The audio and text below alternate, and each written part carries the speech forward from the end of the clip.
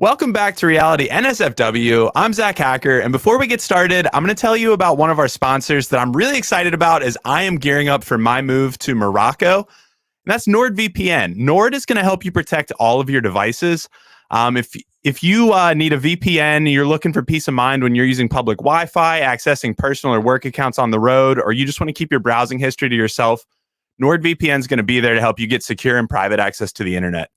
Do you use Windows at work, Mac OS at home, and Linux for your special projects? That's no problem. There's a NordVPN application for each of these, plus apps for iOS, Android, and Android TV. Oh, and also encrypted proxy extensions for Chrome and Firefox. Best of all, with one NordVPN account, you can secure up to 6 devices at the same time. You're going to enjoy a fast and stable connection anywhere you go. Buffering can be the ultimate buzzkill, so streaming or downloading files with a slow internet connection is not an option. But no worries, you just need a VPN service that offers a fast connection with no limits on bandwidth. That means you need NordVPN. Choose from over 5,500 NordVPN servers in 59 countries and enjoy the fastest VPN experience you can get. Having more servers means less load time, and the wide variety of locations means there's a higher chance you'll find one nearby. They have super fast servers. You can unlock your Netflix for your favorite entertainment websites.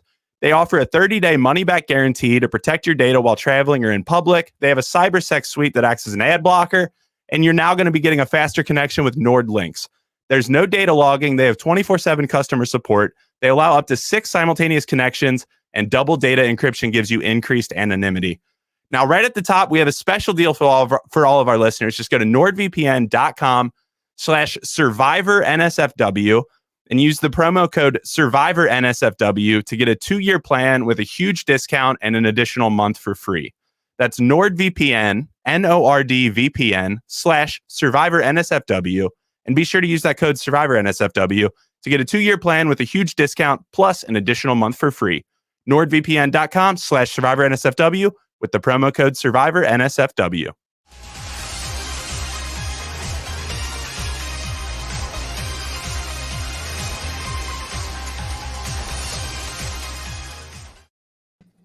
And here we are, ready to talk Big Brother Canada, week number 7. Oh my gosh, back off the double eviction. This week did not disappoint. There's a lot to rant about. There's maybe some to rave about. I don't know.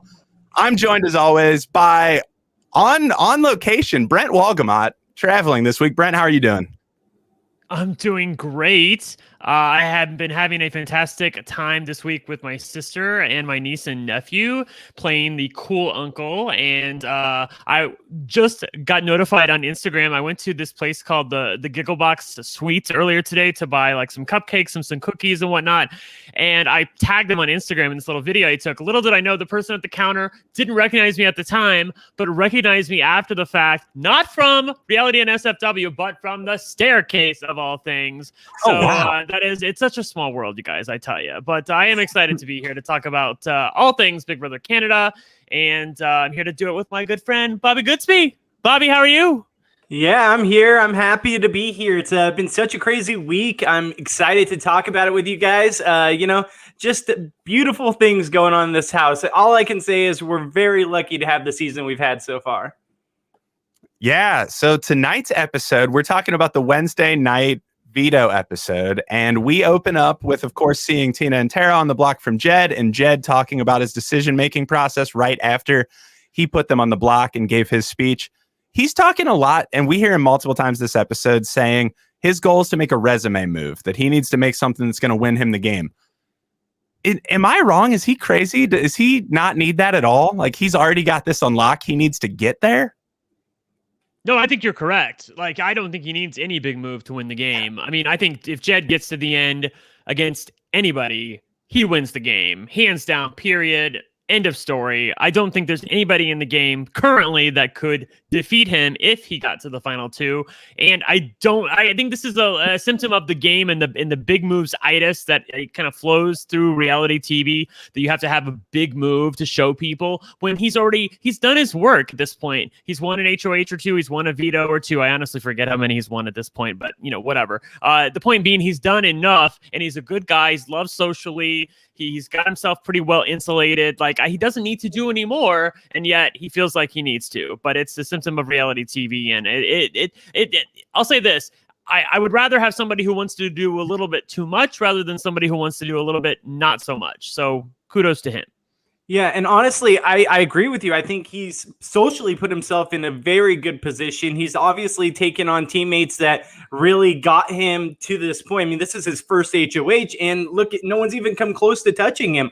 So all the power to him. But I will say this, with one caveat being, I think that Kiefer actually has a chance. If he sits next to Kiefer in the final two, for any reason that were to happen, if somehow Kiefer gets saved this week, I think Kiefer has a real shot. I think, he's won HOHs, he's made moves, and people actually like him in that house. So that's the only caveat I have. But outside that, I do agree that he is in the best position going forward. Okay, so I mean, come on. That would never happen, though, Bobby. Like, what are you talking about? Like, I'm just saying, in some crazy world, it happened. Yeah, okay. Well, whatever. There's no way. Let's get through quick power rankings in the house. So we're saying Jed's at the top. Are we in agreement? Kiefer's number 2? I mean, sure. I'll put him as like 1A at this point if he were to stay in the house. But I actually, you know what? I would put Jed above him just because even if he stayed in the house and somehow made it to the final 4 with them, I think that Jed is more insulated at that point. I think Kiefer is more exposed at that point. So I still think it's Jed number 1 and Kiefer number 2. Ty number 3, Beth number 4. Tina 5, Braden 6, Tara 7. That would be my power rankings at this point. Yeah, I think I'm right there with you. Yeah. Wow, look at that. Nothing to argue about here. God. Well, good stuff. No, it just means that you guys are coming around to my view of things. That's what it means. Yeah. Oh, you know what? Then we get to switch everything out. We're going to change all those opinions in right now. Yeah, no, I think Tara's going to win. She's the best. We have not touched base on the double eviction from last week. Kiefer gets another HOH, and he finally gets Roe out, just what we've all wanted. But this week would look so different had that not happened. If Roe was still here, I mean, it's crazy how different this could look right now. But Brent, any thoughts on how the double eviction went down?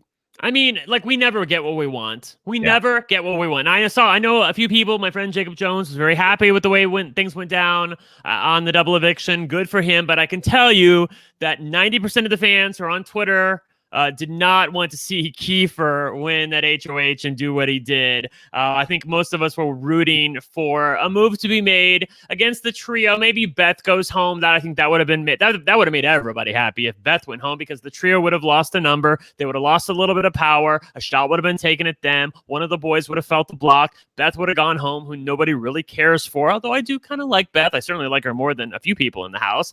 Yeah. She's doing more than other people in the house. That would have been fantastic. But again, we never get what we want in double evictions these days. I can't even remember the last double eviction. You know what? I know what it was. Big Brother Canada 5. Netta versus Ica. That's the last time I got what I want. That was the last time where I was like, yes, bitch. Yes. Give it to me. That was the last time. But other than that, I can't honestly remember. Yeah, maybe that was too good. It broke the double eviction. Right? Thank you. Yeah, maybe there's been something along. I just like everything else is just so bleh. Like somebody wins HOH, and it's just like maybe like Nicole in Big Brother US 21 when she won the double eviction HOH and stayed safe. Like that was a fantastic moment when she won that. But anyways, like and put Tommy and Christy on the block. That was probably the only other time that I can remember. But in Big Brother Canada, this is it. Big Brother Canada 5. And again, we never get what we want. It was devastating to see Victoria and Roe go in the same night when they were so much a part of the fabric of the story of this season. And we're left with these people. And is it just me? And maybe it's the way that the season has played out, but I used to look forward to double evictions. I used to be like, oh, cool, we got double eviction this week. It's going to be a very fun week. Now I'm just like, okay, well, here comes the double eviction. This person's probably going to go. Let's just move along. Like, I just don't have that same enthusiasm. And I don't know if that's just me or if it's the way that season after season, we see almost the same thing happen where the people that are on the bottom are always the ones to go. So it's kind of gotten to the point where it's run its course. And I know the show loves them. I know that both Big Brother US and Big Brother Canada really, really strive to have these double evictions and sometimes triple evictions each season. But I feel like it's kind of getting stale at this point. Yeah, I completely agree. I think the appeal of it is like, what makes Big Brother so interesting is we get to watch it play out live on the live feeds. It's like the only show that lets you do that on CBS, right? So that's what makes it so entertaining. The double eviction gives us a little taste of that on the televised show where we can watch this whole thing play out sort of live. But yeah, it ends up just reinforcing the power structures that already exist. Whereas I think they want this to be subversive, but it never is. And it's never subversive. That's the problem. And I really think, but Big Brother Canada did all they could do. They put in an invisible HOH for somebody to take advantage of so that they wouldn't be scared to take the shot that needed to be taken. And still, it did not happen. It's just a testament to the social games of these three people in the trio and the job that they're doing in the house and the stupidity of everybody else. I will also say, I know Heather was in the chat saying that Kiefer was the one preaching about using the double eviction as a way to break up the power alliance. And that's certainly true. The problem with his preaching, though, is that I don't think in his preaching he ever foresaw Roe, his arch nemesis, winning not one, not two, but 3 vetoes in a row. I mean, that's the reality of what happened. Because if Roe doesn't win one of those vetoes, Roe goes home, and then we're left with Austin in the house, we're left with Kyle in the house, we're left with somebody in the house that Kiefer doesn't hate nearly as much, and then maybe he doesn't use that HOH to do what he did. But this is the way the chips fell, and that's why we got what we got, and that's why, again, I saw Doom in the chat earlier. Thank you for joining us, Doom, that he was rooting for Tara HOH of all things during the double eviction. And I'm right along there with him. I mean, I can't believe that it's come to the point where that's where I'm rooting. That's who I'm rooting for. But Big Brother Canada makes weird bedfellows. What can I say?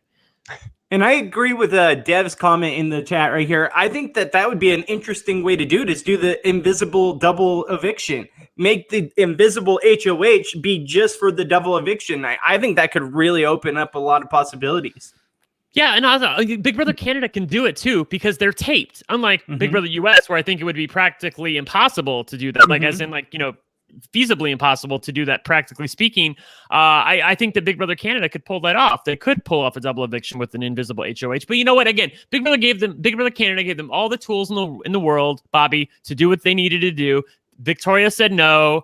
Kiefer used his sway with Victoria. He got her to target Austin, saved the trio, and then the rest is history. So here we are.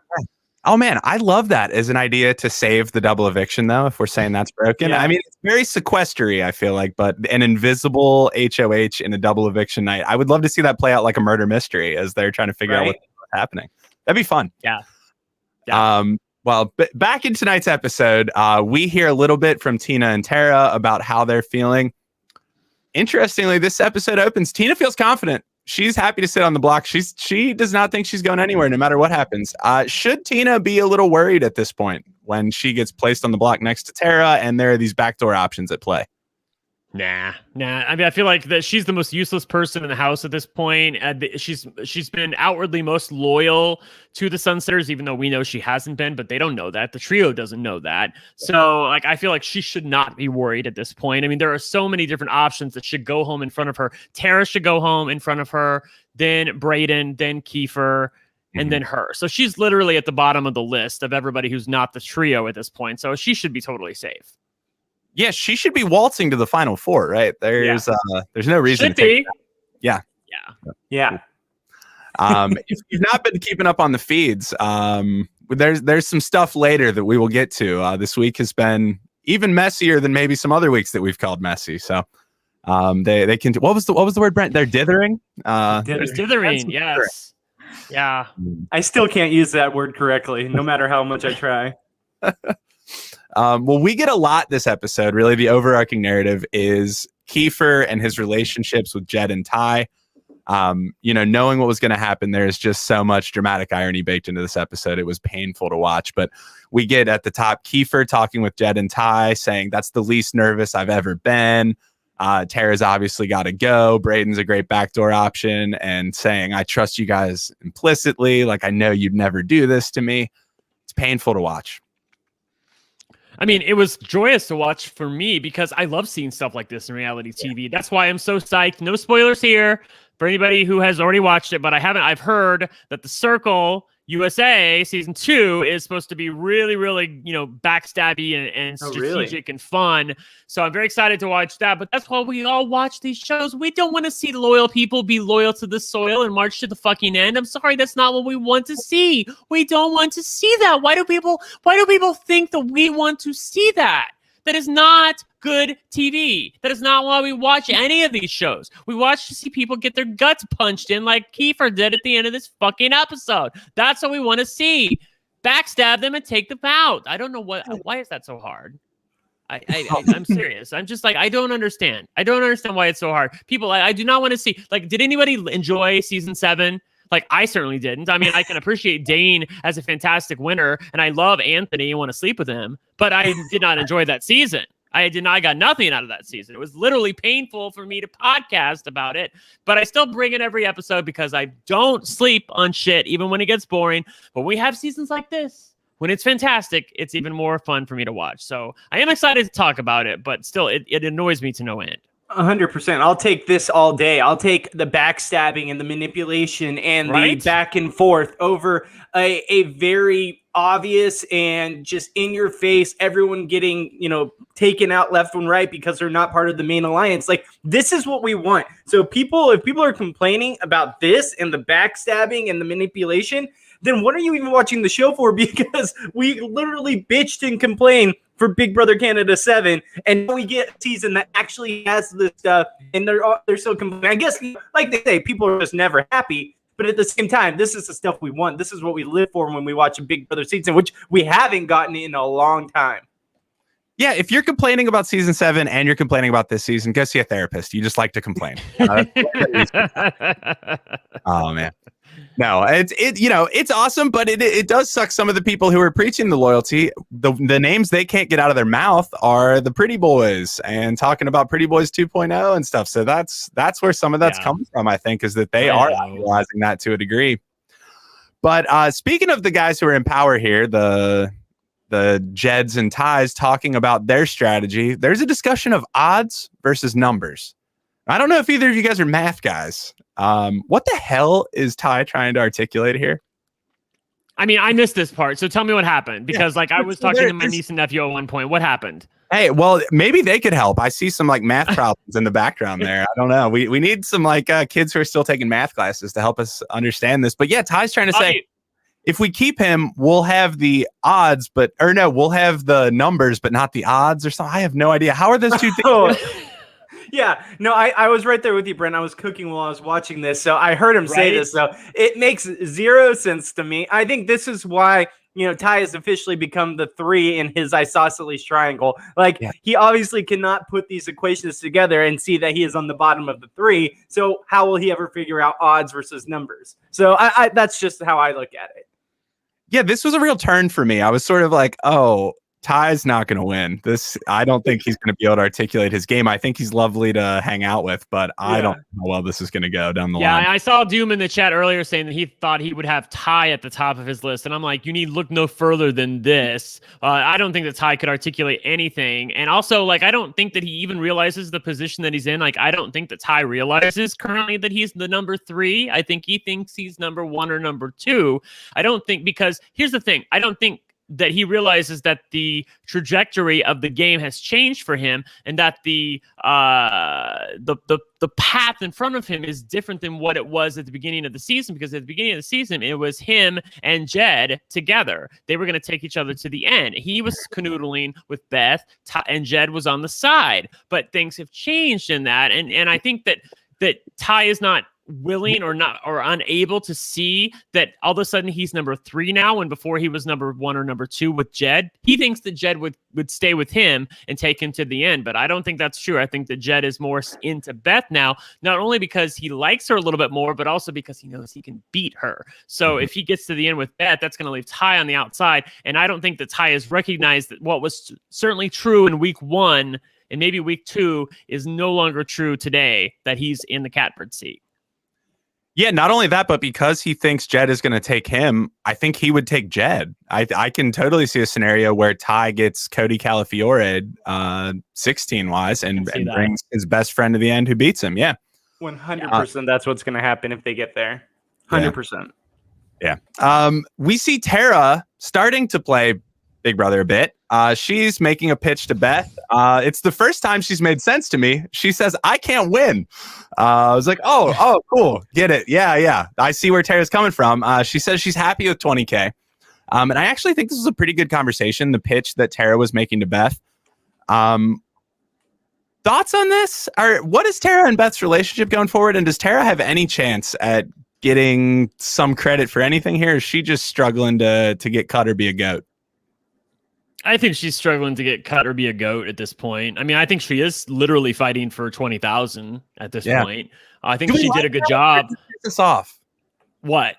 Do we like her just saying like, just give me 20K? I'm happy to just be the goat. I love this. She recognizes the position that she's in. She knows that she's in danger. She is cognizant of the fact that if she lays down and dies to these people, especially to someone like Beth, that they'll look at her and go, oh, wow, okay, she's not fighting us. She's not going to go after us. And she knows that she can't win. I might as well bring her along because, if she's saying this here, you're hoping that she's going to repeat that if she gets to the finale and you can win the game. So, I have no problem with it. And, you might as well it's all about poker equity at this point. Tara's looking at it from a win-loss standpoint. She doesn't want to go away with nothing. And if she gets to the end and wins $20,000, hey, that's better than anything else other than $100,000. Yeah, I think she did a great job in this position because she's stressing what they're all thinking already, even though usually people in this position are like, well, I still have a chance. And they're brainwashed into thinking that they can compete,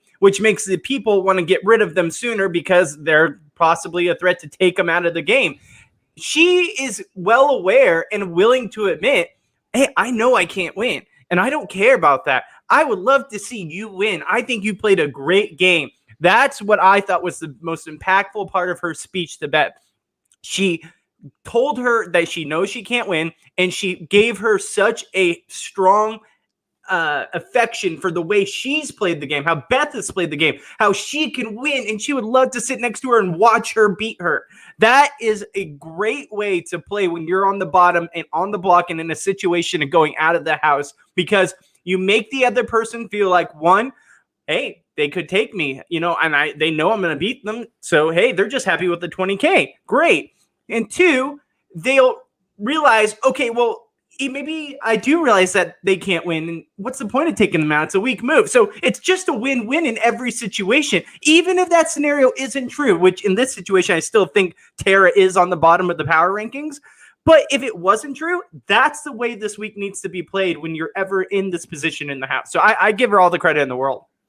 Yeah, I thought it was an awesome pitch. I think she also really freaked Beth out. You could tell she got under Beth's skin. Beth's immediately kind of pacing around the room. And then she unfortunately goes and tells all of what's under her skin to Jed. So he now knows that Tara has done this, which I think isn't so great. But I think this is a good case for Big Brother Canada to axe the second place prize money, for Big Brother US to axe the second place prize money. No, all or nothing. I think you'll get a lot better play. I don't want Tara's to be able to make this move. It is the right move for her, but it pisses me off. That's not what I'm here to watch. I mean, that's fair. I mean, that's how it was on Sequester. There was only one prize, and it was $2,500 for first place, and everybody else literally got zero. So you could get to the end, losing like a 5-4 vote or a 7-6 vote or something, and get no money whatsoever, having worked all that way to do everything. There is a part of me that likes that very much. So, I mean, I don't think they'll ever do it. No. But I take your point. Yeah. Maybe I just want Tara to get no money. I don't know. That's also part of it. Right. I know, right?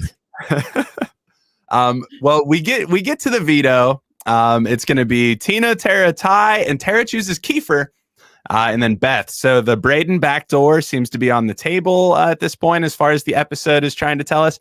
Was the Braden backdoor ever legit?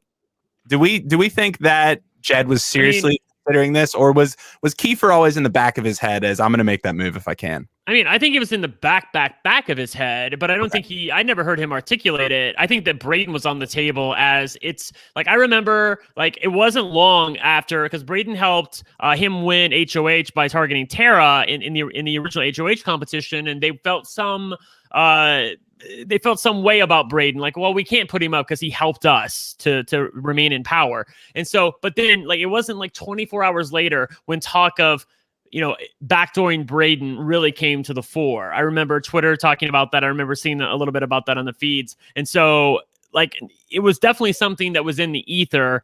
But I do think that like I said, in the back of his mind for Jed, especially like knowing that Kiefer has been joshing around. By the way, I just want to point out that this episode, it showed like, do you know how my friend Stina on Twitter pointed this out, that Beth was going around in the episode talking about how like I've been planting seeds to show that Kiefer is, really a big threat. And now they're finally paying off. And there was no video evidence of that whatsoever. Meanwhile, the way it really happened, and this is the reality of the situation, is that Kiefer's been joking and pumping up his own tires, not just to the camera, which is okay. It annoys me, but again, whatever. But he's been pumping up his own tires to everybody in the house, saying, I'm going to win that Final Four HOH. I'm going to win at the end. I got votes in jury. I got 2 votes in jury, guaranteed. Telling Jed this, telling Ty this, telling Tina this. You think these people don't talk? You think these people don't hear you even if you're joking about stuff like that? Which he's not joking. He was definitely telling the truth. He was definitely feeling himself. Like, that's what was the impetus of this initially. So I just want to like poo-poo Beth, doing anything here. And this was really Kiefer shooting himself in the foot and Jed feeling like he had to make a big move. Yeah, I would. Sorry, go ahead. Go ahead, Bobby. The mastermind all episode, but go ahead, Bobby. I know, right? No, I was just going to say, back to the question about Braden being the target. I do think for a slight second they actually legitimately considered it. I think that with Kiefer kind of tooting his own horn and saying why he's been such a great player and how he's won all these competitions, we saw it in the episode. Tina's like, you need to cut that shit out. Like, you have to stop doing that because you're just putting a bigger target on your back. And although I think they understand that Braden is a physical threat when it comes to competitions, he still hasn't won anything. So they eventually moved their target, and there was other things that happened in this house that now they realized we got to take the shot at Kiefer. And, it's one of those things where I think as the week progressed, more and more targets come to light, and then we get to the point where now Kiefer's on the block because of his some of the things he said. Right. I know that Tracy's in the chat, just giving a little more details to it. That before the competition, it was talking about backdooring Braden. That was definitely on the table, like I said. But then after the veto competition, it was all about Kiefer. But the feeds were down so much there, and Big Brother Canada is even worse than US about keeping their feeds down. And even when comps last 1 hour, and then their feeds are down for 4. I don't know what caused the talk to really escalate so quickly after the veto competition, other than the fact that Kiefer had been tuning his own horn, and the fact that Jed had it in the back of his mind. So other than that, I can't tell you. Yeah, no, I think you're spot on. I think Kiefer manifested this by talking to the cameras and to the other people in there just about how awesome he is. And I think that maybe that's a coping mechanism for him, and I think it's done quite well for him. He has done really well on the show. Like, he's won a lot more than I thought he was going to, and he's made some big moves. He's a big threat to win, but Jed cites it directly when Jed is starting to pitch this idea as the move, that Kiefer talks about himself being a legendary player. That's what Jed's saying. I don't want to go to the end with well, and the other thing is, Kiefer, even if you don't believe that, Jed and Ty don't know what a legendary Big Brother Canada player looks like. So if you're saying you are one, they have no reason to doubt you. Yes. Shit, I can't go to the end. So frustrating because people are like, they look at Kiefer and they're like, well, he's just trying to pump himself up. But I'm like, don't pump yourself up to other people. Also, I don't know any legendary players. I don't know Ika, Dane. I don't know anybody who ever had to say, I'm a legendary player. I don't remember them ever saying that they needed to toot their own horn. They just were themselves, and we called them legendary players. I'll just say this. If you're the one who has to say you're a legendary player, you ain't one. You ain't. And that's the biggest issue, because if he just would keep his mouth shut, and as a super fan, he should know never to brag about that stuff, to never even give them a reason to put you on the block. And the fact that he was, I don't know, arrogant enough, or maybe he stunned himself that he's done so well in competitions and how he's played the game, that he's gotten this far, that he's really believing his own logic, that he's like, you know what, maybe I am the greatest to ever play. And I don't know if it's just his ability to not talk about himself sometimes, where he has to brag, that it just comes out and he doesn't think twice about it. But as a super fan, come on, man, that's 101. You should know not to ever brag about your game because you're giving them ammunition to take you out. Yeah, it's ridiculous. And Tina, who again has a great pulse on the game, but I don't think has done enough to get the respect to win in the end, unless she's got a really good person sitting next to her there for her game. But she's telling Kiefer, like, as a friend, hey, dude, tone it down. Are you continuing to brag about your wins? Or are you telling them all about how great you are again? Stop it. And this is good friendship from Tina. I don't know why she's telling him that, considering she's sitting on the block. That's a weird move, but she again, really good read on the game. I like Tina. I would love to see her turn it on and potentially get an HOH here and make a move if she's still around to do so, as she's going to be on the block still at the end of this week. But back to the really fun TikTok veto. Again, I'm not a TikTok person, but apparently I'm not either. Yeah, Bobby, are you on TikTok? No, and I don't think I've watched more than 2 videos on TikTok. I'm 32, and I don't think I have it in me. Yeah, well, there's apparently a sleepwalking lady who stacks blocks. Well, now I'm going to go watch. Yeah, that sounds riveting. And they apparently use the metric system to cook, and they bounce ping pong balls on kitchen appliances and pots and pans. Yeah. So that was pretty cool. I like the last one was the most fun. I like that one. There was a lot of trial and error to that. You got to kind of get lucky. You got to get the hang of it. There's a learning curve. Like, I like stuff like that. Like watching people like roam around in the dark blindfolded, trying to put stuff together. That wasn't really fun. But the ping pong balls was definitely, the last round was definitely the most fun. Yeah, and Zach, let me just say this. I barely am able to remind myself to tweet stuff sometimes. So no, I don't watch TikToks. Hey, yeah, that priorities. I think tweeting about Big Brother is slightly above watching these gems of TikTok, I'll call them. The bouncing things looks fun. I would really like to try that. That looks like something cool to do at home if I could do that challenge. Yeah, that would look fun. Yeah, I don't know how he gets it to do the music. I guess I'm impressed. I've talked myself into this. Right, that one's cool. I'll follow that guy. But trick shot Tara for the win. So that, as much as I think we're all rooting against Tara for various reasons, this was a very fun result for the week. I think that Tara pulls out this win. I think we're all happy about that. Just like I think a Tara HOH would be fascinating. Yeah. How do we feel about Tara coming out with this win? She had a good conversation with Beth. Yeah, I think most of us would probably rather see Tina have won the final part. That way Tina would be off the block. And then if Kiefer gets backdoored here, then it's Kiefer or Tara going home at this point. That's certainly what I would prefer. But Tara won. Kudos to her. It was fun to see her win something finally and run around like a crazy person. I'm sure I would do that if I finally won my first veto or my first HOH or something. And then, obviously talk immediately goes to, well, we're gonna have to put somebody else up. There's gonna be a replacement nominee. Like, it's thank God it wasn't about like, is this person going to use the veto? It's okay. We know they're using the veto. Somebody else has to go up, and it's one of these two people. So that made things a lot more clear. And sorry, before you talk, Bobby, I wanted to point out that I just want to say editing fail to Big Brother Canada for having Tina clapping with her blindfold off in round 1 while she's still competing in the competition. Like, I thought I was seeing something. I thought I was on drugs or something. What was happening there? Like, she's literally standing next to Jed clapping for the other contestants with her blindfold off, and then 5 seconds later you see her still in the competition trying to put the blocks up and level them with the blindfold on. That was absolutely nutty. I can't believe they didn't catch that. Usually they do a pretty good job of that in Big Brother Canada, but not so much this time. And do we actually think that production gave Tara a competition, since she bitches all the time about how the competitions are never ones that she even has a chance in?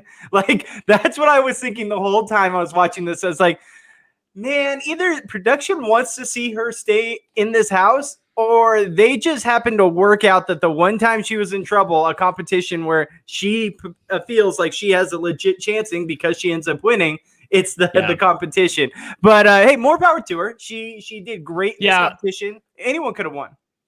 Yeah, it's fair too. Also, Doug points out in the chat, and this is fair. I should make sure that this is more pronounced when we're talking about this. If Tara was still on the block, she would be going home. Like, let's make clear on that. She is too threatening to the trio at this point. She's obviously basically told them, I'm going to put you up. They know that she's going to put them up. Yeah. So if she were available to be evicted, she would be going home, even if they did put Kiefer on the block next to her.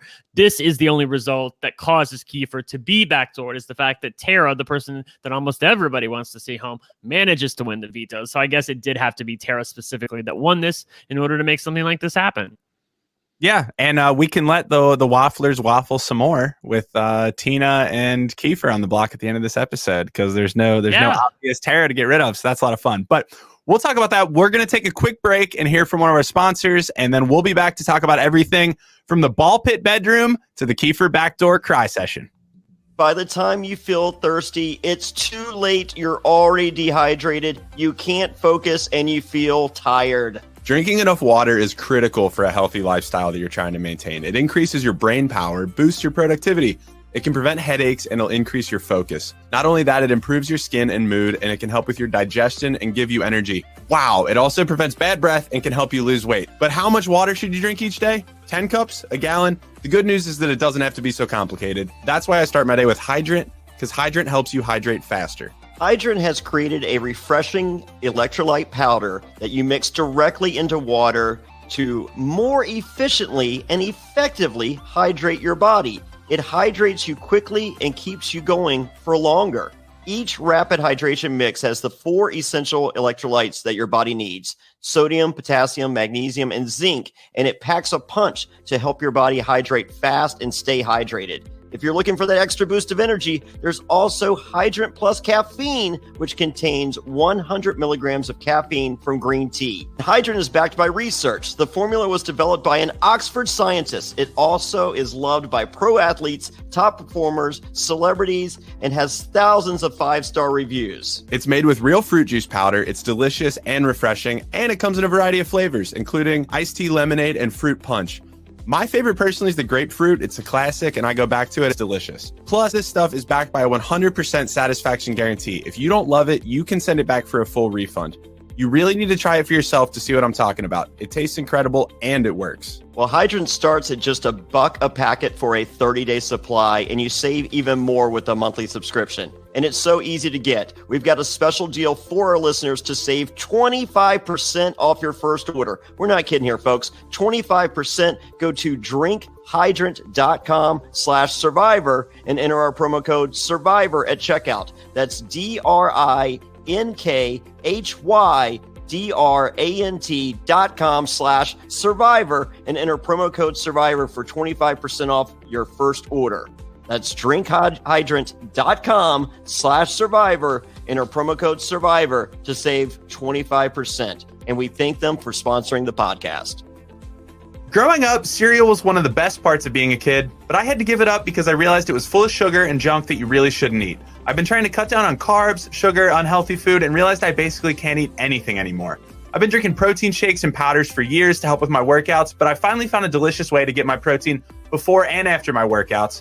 And with the New Year's, we're all trying to eat better, but healthy breakfast doesn't have to be boring. Magic Spoon has some amazing flavors you'll love. I know I do, but without all that bad stuff. Hey, we're talking 0 grams of sugar, 13 to 14 grams of protein, and only 4 net grams of carbs in each serving. That's only 140 calories a serving.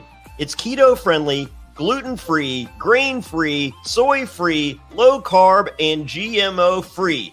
And we've got some exciting news. Magic Spoon will be releasing 2 amazing new flavors this month for a limited time only. We're talking about cookies and cream and maple waffle. Do I now have 2 favorite flavors of Magic Spoon that I haven't even tried yet? Because I'm looking at my dream board right in front of me, and what's there? Cookies and cream and maple waffle. This is a dream come true. And if that isn't the most comforting, indulgent combination, then I don't know what is. This is the ultimate treat yourself combo. So make sure you get some while you can for a limited time. Or build your own box. Available flavors to build your very own custom bundle are cocoa, one of my faves, fruity, frosted, peanut butter, and cinnamon, my absolute fave. Now, if you're listening in Canada, Magic Spoon now ships there as well. That sounds about perfect for the maple waffle.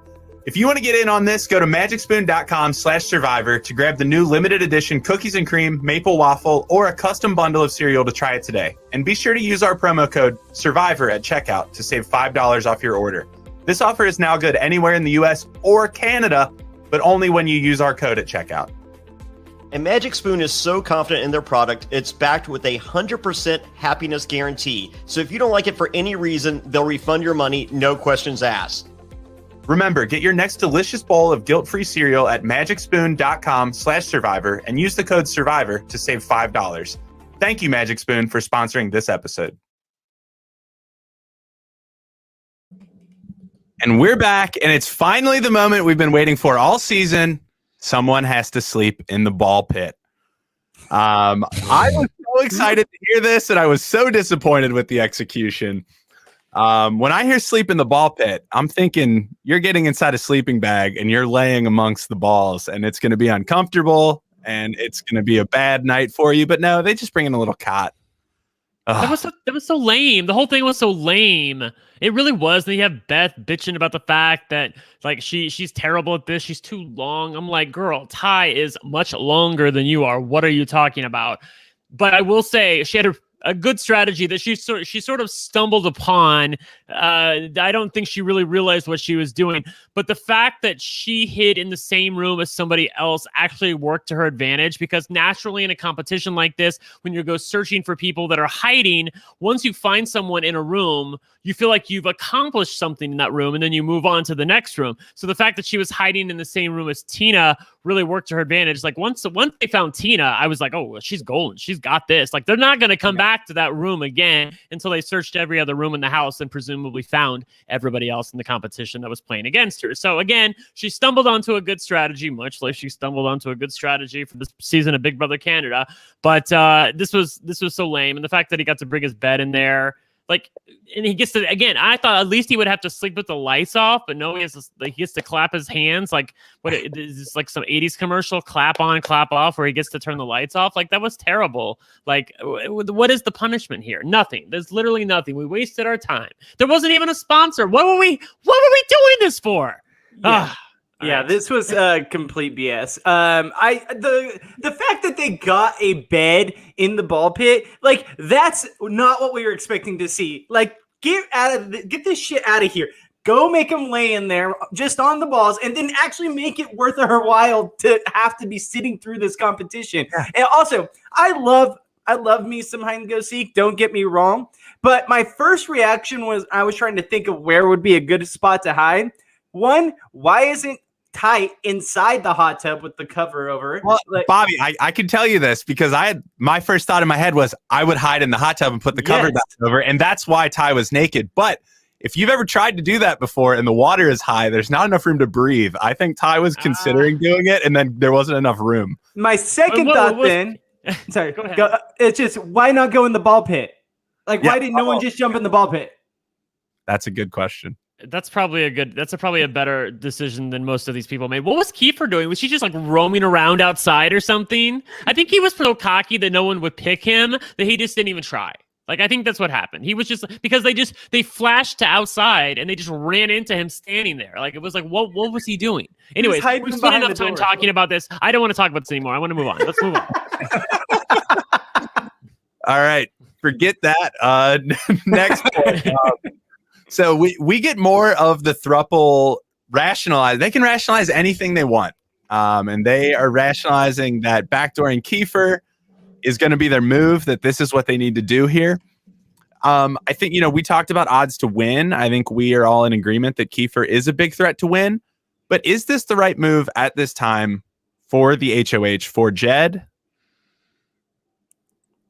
Sorry. I thought there was something else beyond what you were going to say. Well, I was going to say how I feel about it, but I can't really decide. On one hand, I feel like Kiefer is never going to come after Jed, and like not until the final four at least. So and he's really prone to win things, so I would want to keep him around for that. But he is also a big target. Yet the reasons Jed is articulating, I don't think are the right ones. Jed's articulating, I need a big move on my resume.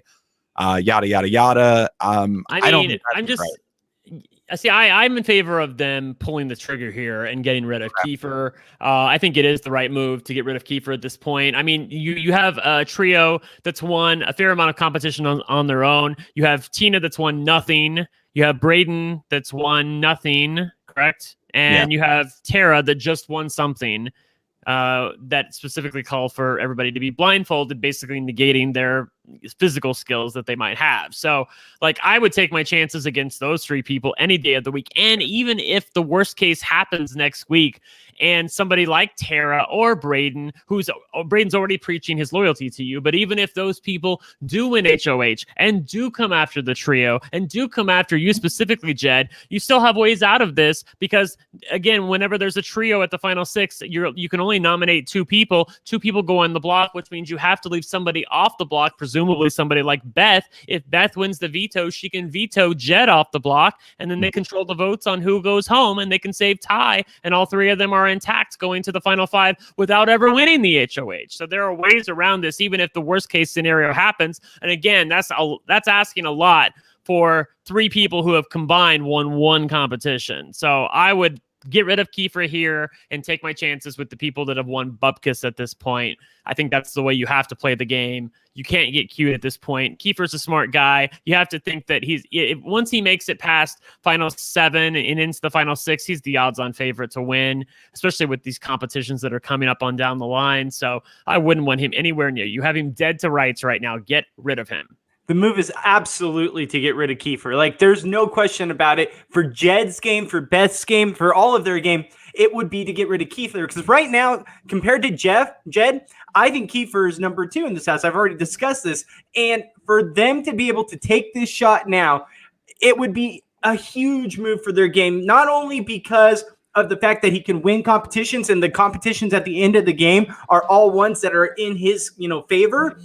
I also think that the people outside this house, the ones in the jury, see Kiefer as one of the potential winners. I feel like they look at him as a strong, if not the strongest, candidate. And for them to waffle on this decision, like, okay, they have a shot to take a Kiefer, they're going to possibly take it. And then to not do it and take out Tina, it would just make no sense to the jury. They'd be like, you had your chance of taking out a very strong competitor. Yeah. Yeah. I mean, so the first question is, should they backdoor Kiefer and put him on the block? I think the answer is yes. Bobby agrees. The answer is yes. They should. And obviously, if they put him on the block, they have to send him home. Like that's what they're intending on doing as this episode ends. So, I mean, I feel like that the decision's been made, right? I mean, that's what's going to happen. Kiefer's going to go home. So that is what we are left with this episode. We get this big emotional confrontation where Beth sort of has to be the accidental messenger here as Kiefer stumbles in and asks Beth what's going on. And I guess her face gave it away. Somebody help me in the comments. Doom, Tracy, somebody tell me, like, how did Kiefer know that this was coming out? I want to say that somebody else spilled this to him. Like, was it Tina? Didn't Tina say something else? Like, I know that he said it was Jed and the fact that Jed couldn't look him in the eye. But it wasn't. I don't think that's totally what it was, though. Like, I think there was something else here that really, like, Bobby, do you know what it was? Was there something else that tipped him off that he was in trouble? I believe it was something to do with Tina. I didn't see that part when I was watching the feeds. I was out, but I heard. Did they edit this out of order? Maybe it wasn't Bananas. Moses in the chat. I know he said he had a feeling all day, but I thought it was something else. I wondered if that because it all blurs together with me when I'm watching the feeds. That conversation that Tina had with Kiefer about laying down on the bragging a little bit might have been edited a little bit out of order. Also, the fact that they had, because I know that because the way they showed it on the episode, they showed it as the day of the veto ceremony because they had it on the screen and him walking out and then talking to the trio, but that's not the way it happened. He knew the day before that he was going to be backdoored. They told him on Sunday night that he was going to be backdoored. So, like, that whole editing was a sham. That's not really what went down. Well, yeah, I mean, I guess that makes more sense. Then I feel a little bit less awkward about how this conversation turned out. But yeah, it's a really awkward conversation as Jed and Ty have to tell Kiefer that they are stabbing him in the back here. I mean, this is a again, this is a conversation I don't know how you could come back from. This is the death sentence of any working relationship these people have together. They are putting him down as softly as they can here. I'm a sympathetic crier. I couldn't watch most of this knowing I had to podcast about the episode later. I was like, I'm going to start crying even though I don't really care that much about these people, as they're all getting very emotional. But I did appreciate, how heartfelt a lot of this was. I like the humanity that is coming out here, particularly from Jed and Ty as they're making this big move. I thought it was very endearing for them as characters. But yeah, at the end, we said I think it's the right move. I would quibble a little bit if this is the right move right now for Jed, but certainly Ty and Beth should be advocating for this move, and I don't think it's a bad move for Jed. Jed doesn't even have a vote this week unless it's as high. Yeah. Beth and Ty should be 100% on board with this, and obviously they are. They got Kiefer up on the block at the end of the episode. Yeah, Beth was so happy to have this happen. She's been wanting this for a while now. So yeah, it's kind of like at this point, Jed's done the dirty work. Now it's time for the team to fill out the rest. Yeah. And once you tell an alliance member that they're your target and you're putting them down and you put them on the block, that needs to be what happens. Because that is kind of the end of things, and that's where the episode ends. But let's get into the live feeds a little bit, because there's a lot more going on that I think we need to talk about that could really impact tomorrow night's eviction. So if you are live feed spoiler averse, thank you for joining us, and we will see you next week. And otherwise, Brent, tell us about the live feeds, because you know what? These fucking people, they cannot help themselves. They literally cannot help themselves. I saw the Kiefer was being backdoored. I have to keep it down a little bit because my niece and nephew right here. I don't want to hear them. I don't want them to hear me swear. But I'm literally so fed up with these people. I'm so fed up with the trio. You could even tell even before it happened they were going to put Kiefer on the block. They were going to backdoor him. They was going to tell him we're sending you home. You knew there's 3 days to go before Thursday. These fucking ditherers, that they are going to dither, and they are going to weigh all the options, and they're going to figure it out, and maybe we should do this, maybe we should do that. They cannot stick with a goddamn plan. They cannot stick with something. They can literally backstab their own alliance members, someone who's ridden and died for them in this game. Backstab him in the back, tell him we have to take you out. You're too good. We have to get rid of you. We're betraying you right now. We've lied to you this entire time. We had thought about backdooring you this entire time, and we didn't tell you. And then to literally undo it in about a 24-hour time frame, maybe not even that, and consider evicting Tina, the person who's literally won nothing, and keeping Kiefer in the game. I'm going to give some credit to Kiefer. He didn't lay down and die. I'll give some credit. Well, I'm sorry. That's where it ends. I'm going to give credit to Kiefer, and then everybody else gets blamed because everyone else has played this so badly. Kiefer actually said, "I'm sorry. I'm so wound up. Let's just take it from the top because we just need to understand how the fuck this happened." Obviously they're the Sunsetters, so you know how it happened. But the fact that the order of events is sort of important here, because Beth was talking to Kiefer, was trying to basically wiggle out of some of the blame for it here, but he wasn't having it, and the way she went about it was way too subtle. She basically got misunderstood by Kiefer, so then he went ranting to other people. Then he ended up talking to was it Jed? I think he ended up talking to Jed. Basically, these people started batting around the idea of keeping Kiefer that was already in the air, so to speak, before Kiefer started talking to them. Then Kiefer had a conversation with Jed where he was, sort of just wanting to talk to him again after they had the initial conversation where he said he was being backdoored, and he just wanted to talk to him and tell him again how hurt he was about it. But then he sort of started going on about some things about how, look, I would never have put you up, Tina and Tara, Tara will never put up Tina will never put up Tara, which obviously means one of you has to go up. That should be obvious to you. And got Jed's mind working again. Then other things started happening. So I got Bobby, how did Ty and Beth get on board for this? Because they're the people actually voting this week. And obviously, and while I'm at it, I'm also gonna fuck off to you too, Braden, because you're not getting out of this either. Because I'm sick of him because he's still telling the trio, which I mean he should be, but he's seemingly honest about it. The fact that he's not going to go after them next week. Like, is nobody gonna? Did they realize that there's only one winner here? Yes. Do they realize that there's only one winner? There's only one person wins $100,000. It is illogical to me how these people are playing the way that they are. And yet, you know what? They're going to walk out of this house. If I swear to God, if Tina goes home this week and Tara goes home next week and Braden goes home the week after that, these 4 idiots are going to walk out of the house thinking they have played the most fantastic game of Big Brother with the best alliance in the history of television ever. And then Kiefer will probably end up winning, and then his head's gonna be even bigger, and we're gonna have to put up with that. Something has to happen to stop this. I am praying that Tina. I'm sorry. Yes, I know I ranted for 2 minutes. I'm praying that Tina will do something about this because she has dirt. Kiefer totally sold out the Sunsetters to Braden. He totally threw them under the bus. He said shitty things to Tina and Tara about the Sunsetters. He told Braden literally everything. He told Braden literally everything, and yet Tina knows all this. Tina hasn't taken that information and sold out Kiefer. She could literally reverse this, and she knows she's going home at this point. They told her a couple hours ago that she's going home. I'm sorry, I'm out of breath. Bobby, take it away. See, this is right here why you need to listen and watch NSFW, because you get the Brent take that everyone loves and everyone comes here for, because that was the classic Brent rant that we all come to love. I wish I had my M&Ms from the sequester rap that we did, because that was all I needed in that moment was to enjoy it.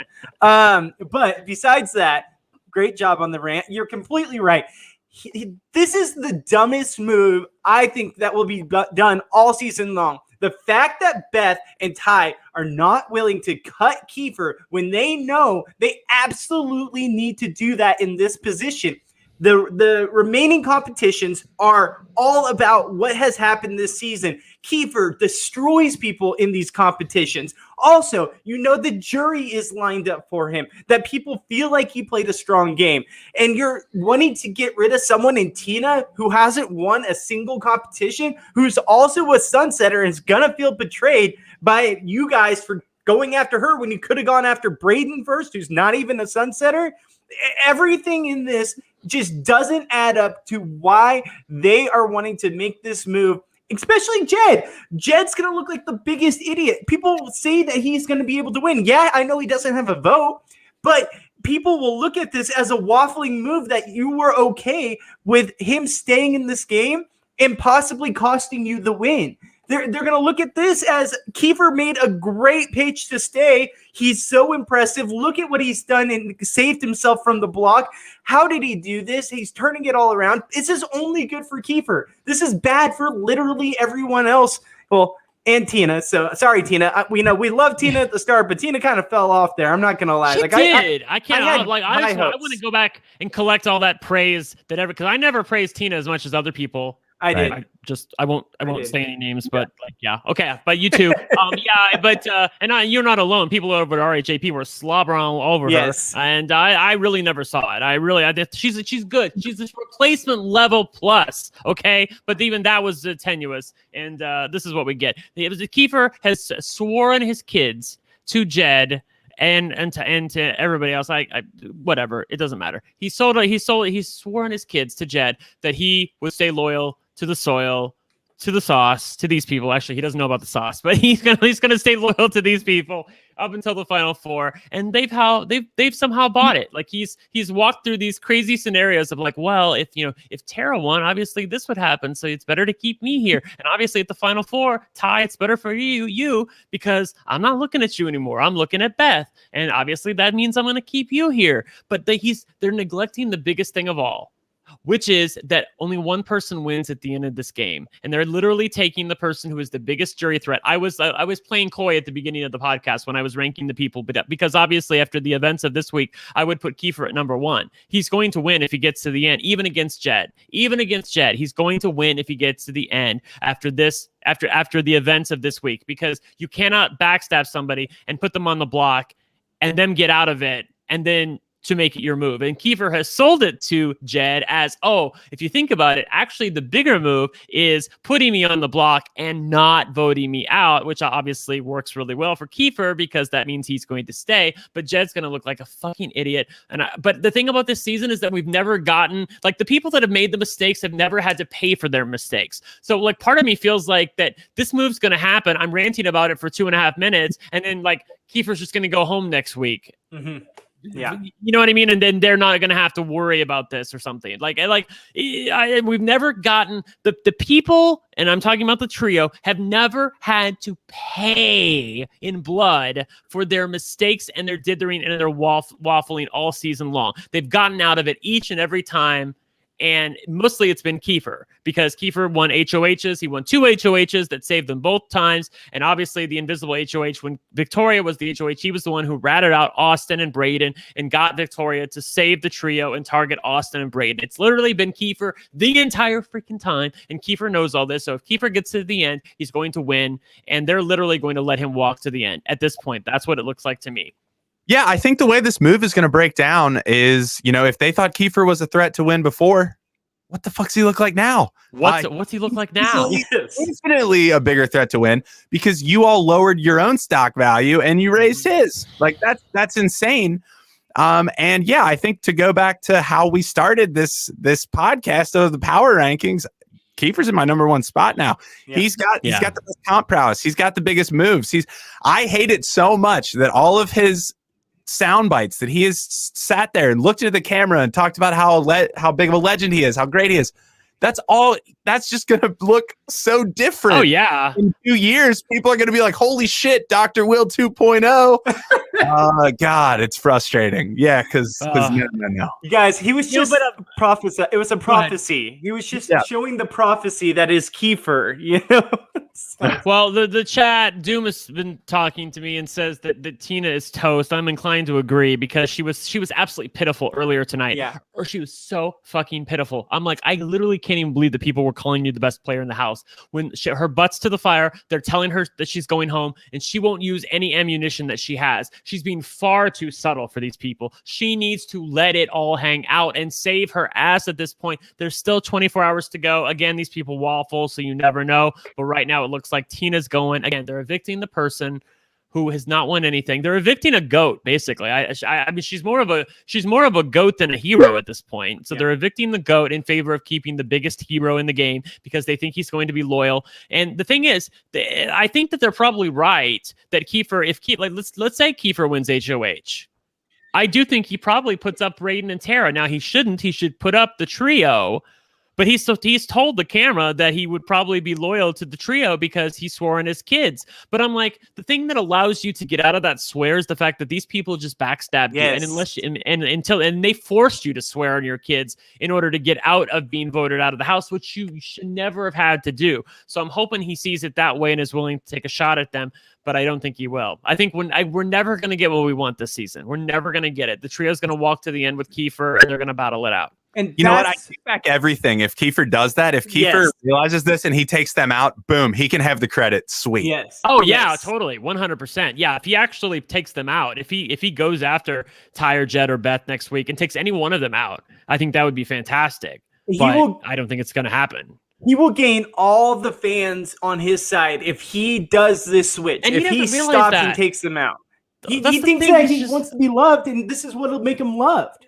That's just thing. He's watching too much of fucking Damien from Big Brother. What was it? Yeah. Big Brother Canada 7. Like he thinks he's like Damien because they're both from the res. But that's not why we love Damien. We loved him because he was sweet and he had a heart. And if Kiefer would embrace his cold fan side and would backstab these people, we would love him so much more. I would literally forgive all of his walking the walk and primping for the cameras and talking the talk. Like, I mean, I would forgive everything if he went after them. But again, I don't think we're gonna get it. We're the only way we're gonna get what we want is if it's a Tara HOH. I think even Braden is sucking the dicks of Ty and Jed at this point. Not literally, although maybe he has, but like seriously. Seriously, even if Braden won HOH, I don't think we'd get what we want. Yeah. I really don't. I'm dumbfounded. I'm literally dumbfounded. This is very important. This is a very important HOH, especially if Kiefer stays. And let's say him or let's just say him, if he wins, this is where he can make or break his game. If he wins the HOH and he takes out one of the three, he solidifies himself as possibly, the biggest threat by far in this game. Like, he will take out Jed or even Ty or even Beth. He solidifies his game. But he could that's all he needs to do is just go after one of them at the final 6. If he wins HOH, he can comp his win to his way to the end at that point. It's final 5, final 4, and you're there. Like, he's gonna win final 3. Like, I mean, like I would put all my money on the fact that he would win the final 3 trivia HOH competition. Like, yes.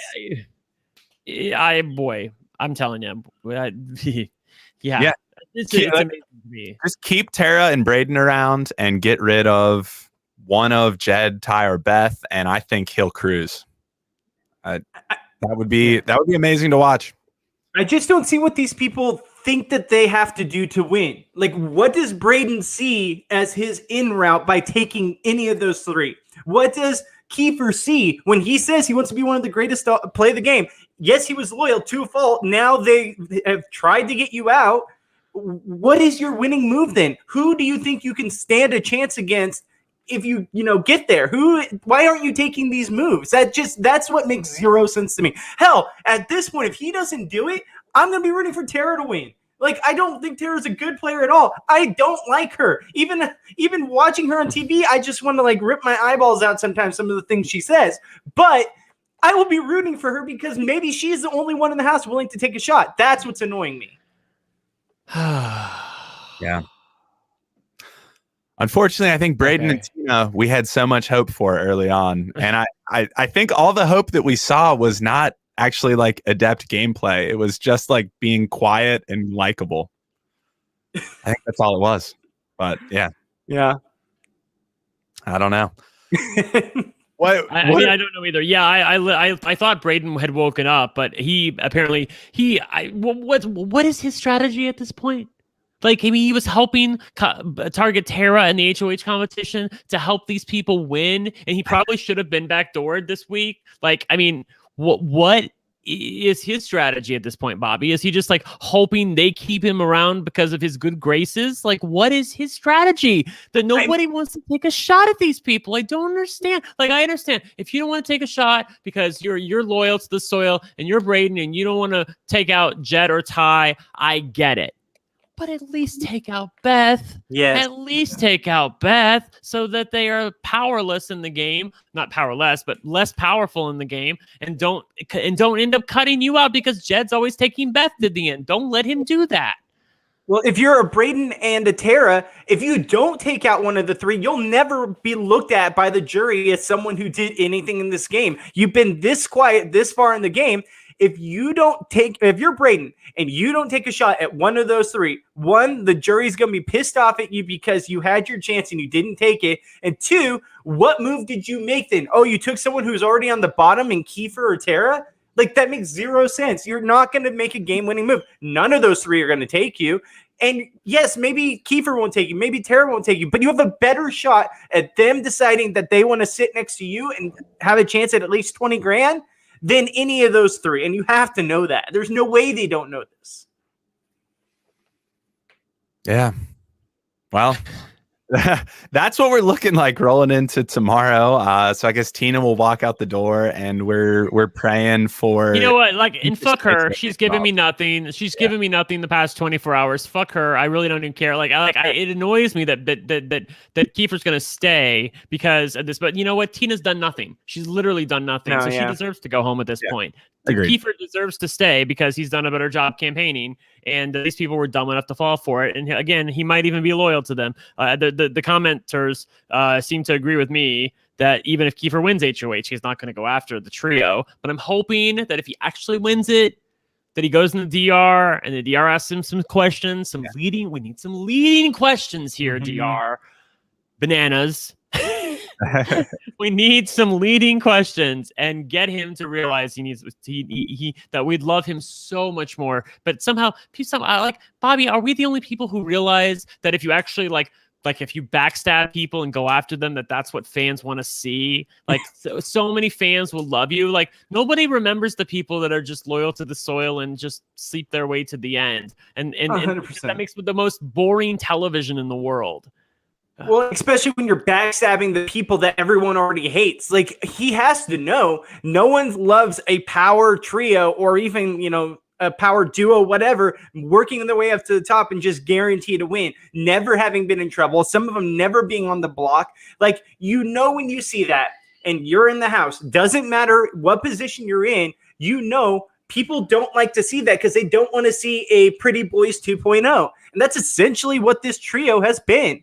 So if you look at that and you're the one to backstab them, take the shot, and win the game because of it, boom, you're a hero. Everyone will love you because you did something that no one else was willing to do or able to do, and you made the move to win the game. That's what people want to see.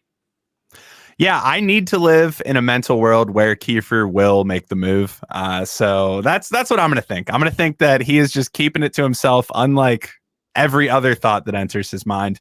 And that he will actually make this move because, I'm on board. I think he's going to stay, and I think he has the best chance of anyone to keep winning HOHs with the way these comps look. Although I hope we get something like pretty physical coming up here soon. I don't know.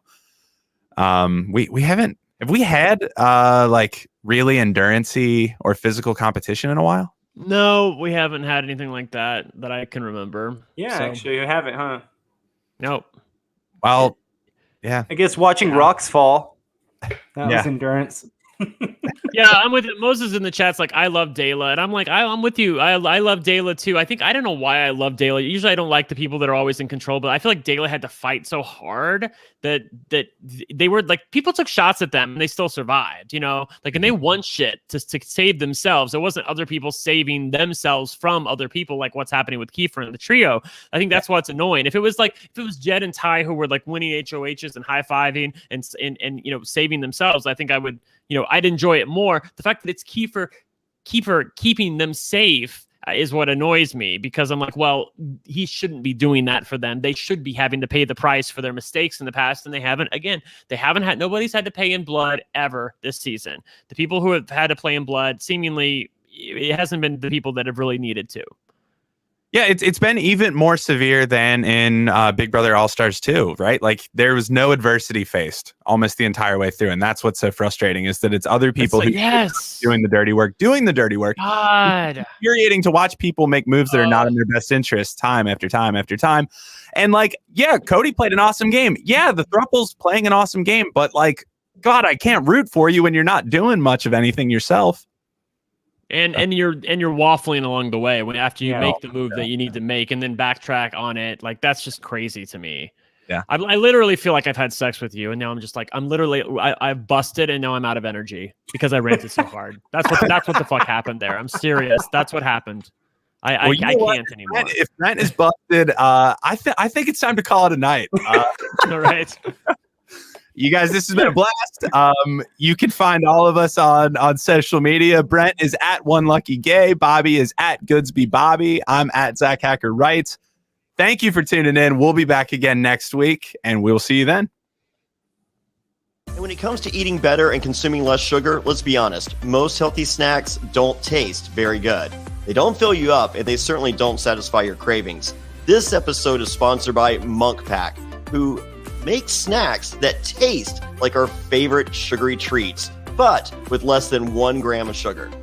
Monk Pack Keto Nut and Seed Bars contain less than 1 gram of sugar, 2 to 3 grams of net carbs, and they're only 150 calories.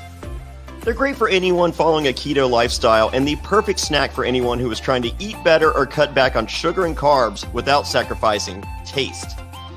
Yeah, that's so true. I'm personally not a keto eater, but I love these nut and seed bars. I try to have one of these always on me for a snack because I'm usually trying to train for a new running distance I'm trying to hit.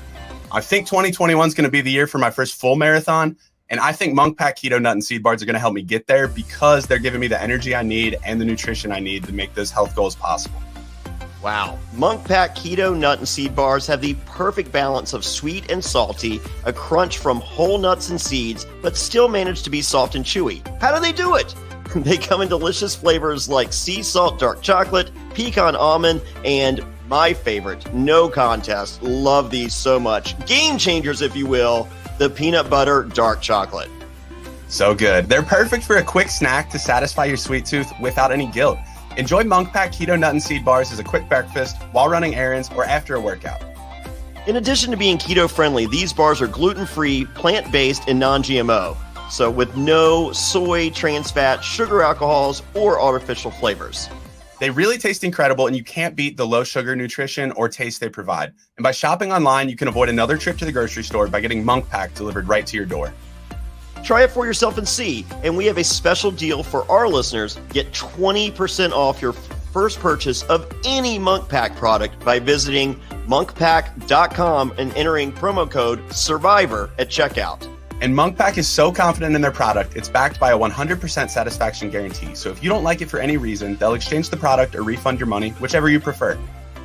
So to get started, just go to monkpack.com, that's monkpack.com, and select any product and use promo code SURVIVOR, they love it when we do that, at checkout to save 20% off your purchase.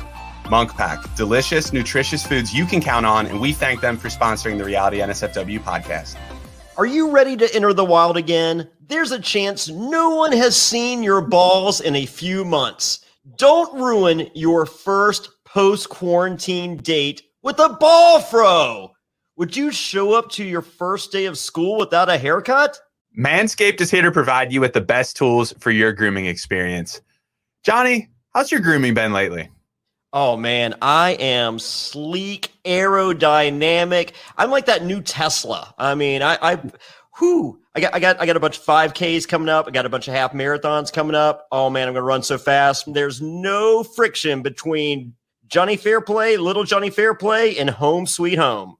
Oh, that's good news because Manscaped is here to help everyone else get on that level with their Lawnmower 3.0 trimmer. It's the best hygiene tool for the modern man. Because of their ceramic blade and advanced skin-safe technology, your snags will be reduced while preparing yourself for post-quarantine life. Manscaped is forever changing the grooming game with their Perfect Package 3.0 Essentials Kit. The Perfect Package 3.0 comes with the new and improved Lawnmower 3.0, waterproof cordless body trimmer, performance boxer briefs, and a travel bag for you to use when you're done quarantining. The Perfect Package 3.0 also comes with the Manscaped Crop Preserver Ball Deodorant and Crop Reviver Ball Toner. Now, the Crop Preserver is an anti-chafing ball deodorant, which ensures that your afternoon stroll doesn't end with your balls sticking to your leg. They call that bat winging. You can eliminate that with a little manscaping, courtesy of the Crop Preserver. But the Crop Reviver is a spray-on toner for your balls. It's made with the soothing aloe and witch hazel extracts that give your balls a boost. Now, subscribers to the Peak Hygiene Plan get a new replacement blade refill for your Lawnmower 3.0 trimmer delivered to your door every 3 months. Don't be using no old razor. Come on. And making sure your trimmer stays fresh and clean. The light is at the end of the tunnel, fellas. Treat yourself for making it through quarantine with the Perfect Package 3.0. Get 20% off and free shipping with the code SURVIVOR at manscaped.com. That's 20% off with free shipping at manscaped.com. Use promo code SURVIVOR. They love it when we do that. And your first date will thank you. Lucy Nicotine is a company founded by Caltech scientists and former smokers looking for a better and cleaner nicotine alternative. Finally, tobacco alternatives that don't suck. Researched and developed for 3 years to be made by people, not patients. Lucy's created a nicotine gum with 4 milligrams of nicotine that comes in 3 flavors: wintergreen, cinnamon, and pomegranate. Lucy also has a lozenge with 4 milligrams of nicotine in cherry ice flavor. Each and every flavor actually does taste great, and it's convenient and discreet. Products can be enjoyed anywhere, on flights, at work, on the go, even in the gym. I'm so excited that Lucy is sponsoring us because one of my best friends in the world, he's trying to quit smoking. His girlfriend's been getting on him for years. He's a big menthol smoker, and the wintergreen flavor is a really nice substitute for him that he absolutely loves. So this is the thing that you need to check out if you've been trying to kick your tobacco habits. I have a family member that's tried the pomegranate, and they say it's one of the greatest tasting gums they've ever had. We're not talking nicotine gum. We're talking any gum. So if you've been discouraged by other nicotine gums, try the pomegranate. And also for the lozenge, the cherry ice is allegedly the best. And you know what? I believe them. But as far as enjoying anywhere, I heard at the gym, you get a little extra bump from the lozenge and from the gum. Boom. It's 2020. Get rid of your cigarettes, unplug your vape, throw out your dip, and get some Lucy nicotine gum or lozenges. This is the real deal, and a subscription to Lucy comes directly to your door each month. It's so simple, you don't even have to leave your house because Lucy has delivery down. Reality NSFW listeners, go to lucy.co and use promo code SURVIVOR to get 20% off all products, including gum and lozenges. That's Lucy, LUCY.co. That's right, CO, and use promo code SURVIVOR at checkout. Also, I have to give this disclaimer. Warning, this product contains nicotine derived from tobacco, and nicotine is an addictive chemical. So that's lucy.co, and be sure to use that promo code SURVIVOR, and we thank them for sponsoring the Reality NSFW podcast. This episode of Reality NSFW is sponsored by Blue Chew. Say it with us, Blue Chew. Blue Chew is making waves and bringing more confidence to the bedroom by offering chewable tablets that can help men get stronger and longer lasting erections. That's right, we're giving away super hard dicks.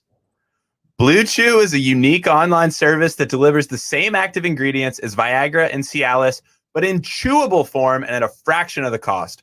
Blue Chew's tablets help men achieve harder, stronger erections to combat all forms of ED. Blue Chew is an online prescription service, so no visits to the doctor offices, no awkward conversations, and no waiting in line at the pharmacy. And it ships right to your door in a discreet package. The process is simple. Sign up at bluechew.com, consult with one of their licensed medical providers, and once you're approved, you'll receive your prescription within days. And the best part, it's all done online. Blue Chew's licensed medical providers work with you to find the right ingredient and strength for your prescription. Don't like swallowing pills? No problem here. Blue Chew's sildenafil and tadalafil tablets are chewable. Blue Chew's tablets are made in the USA, and they prepare and ship direct, so it's cheaper than a pharmacy. Hey, if you're looking to give that immunity idol to someone, or you don't want to be voted out of a crater, don't worry, Blue Chew's got you covered. So if you could benefit from extra confidence when it's time to perform, visit bluechew.com for more details and important safety information. And we've got a special deal for our listeners. Try Blue Chew free when you use promo code SURVIVOR at checkout. Just pay $5 shipping. That's Blue Chew, BLUECHEW.com, promo code SURVIVOR to receive your first month free. And we thank Blue Chew for sponsoring the podcast.